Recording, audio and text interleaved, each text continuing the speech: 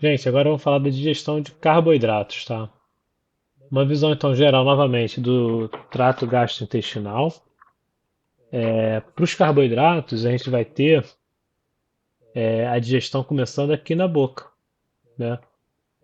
Isso acontece principalmente para os carboidratos. Então, vocês já devem ter ouvido falar das amilases salivares, né? Então, a gente tem enzimas que são amilases, elas quebram amido, né?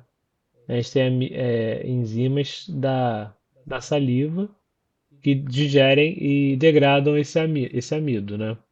Isso acontece de uma forma limitada, porque a gente não mastiga direito, porque a gente fica com pouco tempo o alimento na boca, né?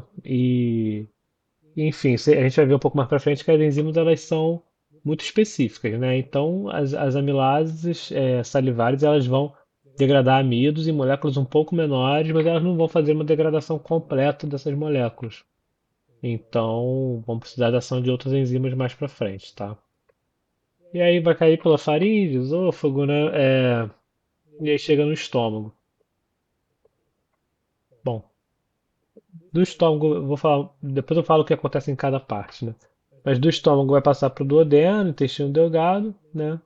E aí já no intestino grosso a gente já não tem absorção significativa desses macronutrientes, né? A gente vai ter de algumas, de água principalmente, alguns eletrólitos e tal, mas não de macronutrientes, tá bom? Então, assim, lembrando que a gente falou no outro vídeo da introdução, né? A gente vai comer moléculas grandes e precisa quebrá-las, né? Então, aqui é um exemplo de uma molécula de glicogênio, mas poderia ser de amido, né? Elas são relativamente parecidas. Então, são moléculas compostas de monômeros de glicose, né? A gente tem ligações do tipo alfa 1,4 nessas ligações verdes, tudo é glicose, tá? Inclusive o preto. Mas as glicoses que estão pintadas de preto estão fazendo uma ligação do tipo alfa 1,6, que causa ramificação na cadeia, né? Vocês devem ter visto em carboidrato que o carbono daquele ciclo, né, que é formado quando no caso a hexose, que é a glicose, é uma hexose, tem 6 carbonos.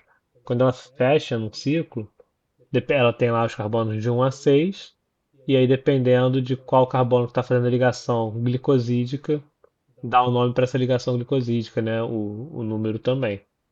Então, quando a gente faz uma ligação 1,4, 1,4, 1,4, a gente está vindo numa linha, e quando faz 1,6, ela cria um ramo, porque começa a ligar a molécula em outra posição. E aí, depois de fazer uma ligação 1,6, faz várias 1,4 seguidas. Então, você cria um ramo, né? Uma diferenciação, e cada lado vai crescer num sentido. Enfim, isso aqui precisa ser quebrada, né? Inclusive, essas ramificações auxiliam a quebra das enzimas, porque aumenta a área de contato, né? Em vez de uma molécula toda linear. Então, as alfa-amilases elas vão degradar, e elas vão degradar chegando em dextrinas, né? Limite, que a gente chama. Dextrinas alfa-limite, quando vem do amido ou do glicogênio, porque elas não são tão eficientes em degradar a molécula quando ela está perto aí de uma ramificação. Então elas param nesse trecho, né? Vai gerar também maltotrioses e maltoses, que são trissacarídeos e disacarídeos de, de glicose unicamente, tá?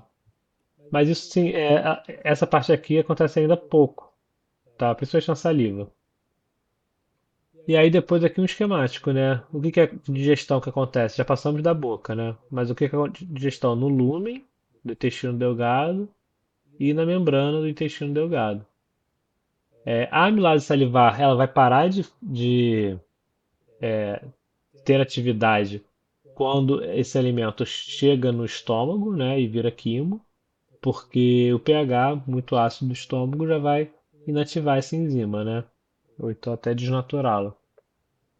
Se ela funciona no pH da boca, que é 7, ela não vai funcionar bem no pH do estômago, que é 1,5, né? Por exemplo. Mas aí não tem problema, porque a gente vai ter outras enzimas, né? Que são amilases, glicosidases, que vão fazer a digestão do carboidrato remanescente lá no intestino. E essas enzimas vêm do suco pancreático, né? Então, vão pegar e quebrar as destrinas, alfa-limites, quebrar as maltotrioses, as maltoses, né? Então, aqui glicoamilase, isomaltase, vamos ter maltases também. Sacarases que quebram, né, sacarose, mas também quebram um pouco de maltotriose, maltose. Enfim, tudo isso que está vindo do amido vai gerar glicose, né? Se a gente consome sacarose, por exemplo, a gente vai gerar glicose e frutose. Se a gente consome um leite com lactose, a gente vai gerar glicose e galactose. Mas no caso que está vindo do amido, 100% dos monômeros do amido são glicose. Então todas essas enzimas vão trabalhar para quebrar a molécula em glicose. Tá? É, e aí a gente tem enzimas que acontecem, olhando agora, né, as enzimas que acontecem estão presentes na membrana dos enterócitos, né? Vamos lembrar aquelas nas microvilosidades. A gente tem lactases, trialases, sacarases, são principalmente enzimas que vão quebrar disacarídeos, né? E convertê-los já próximo à membrana, já na membrana, né? Então elas estão próximas a proteínas que são transportadores desses monômeros. Deixa eu ver na figura seguinte. Não é na figura seguinte, é nessa aqui. Então aqui um esquemático bem legal da lactase, por exemplo, aqui, ela recebe a lactose, aqui é o lúmen, né? Ó, o lúmen intestinal. Então, desse lado aqui está o lúmen, desse lado aqui está o interior da célula do enterócito, né? Então, assim, amilases pancreáticas fizeram o trabalho de quebrar, tá até aqui, ó, o amido e o glicogênio em moléculas menores, né, formando dextrinas, alfa-limites e oligosacarídeos de maltose, né, de malto, de glicose. E aí, isso aqui tudo é molécula de monômeros de glicose formando moléculas maiores, né? E aí a gente vai ter enzimas específicas que vão quebrar, né? Dependendo de qual for o carboidrato que está ali, ela vai ter uma enzima específica para quebrar aqui. Então, dextrinases, glicoamilases, e aí ela quebra e já dá para o transportador pegar aquele monômero que foi liberado, aqui no caso a glicose, e jogar para dentro do enterócito. Então aqui na lactase liberou galactose, veio para cá para o transportador, glicose, vem para cá para o transportador. A sacarase, né? Ela quebra a sacarose em glicose e frutose. Aí a frutose vai para um transportador, que é o GLUT5. Isso aqui não gasta energia, vai transporte passivo.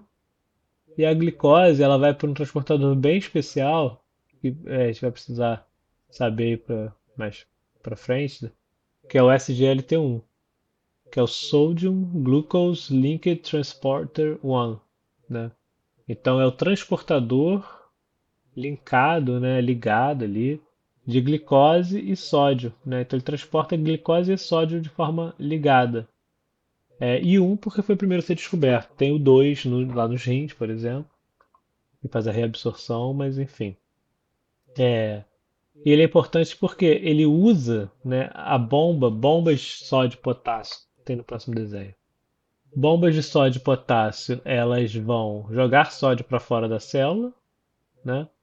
Cadê a bomba? Aqui tem uma, mas ela está aqui nesse desenho, ela está jogando para fora da célula o sódio, aqui para o capilar sanguíneo, né? Mas ela também joga o sódio para fora, no sentido do lúmen.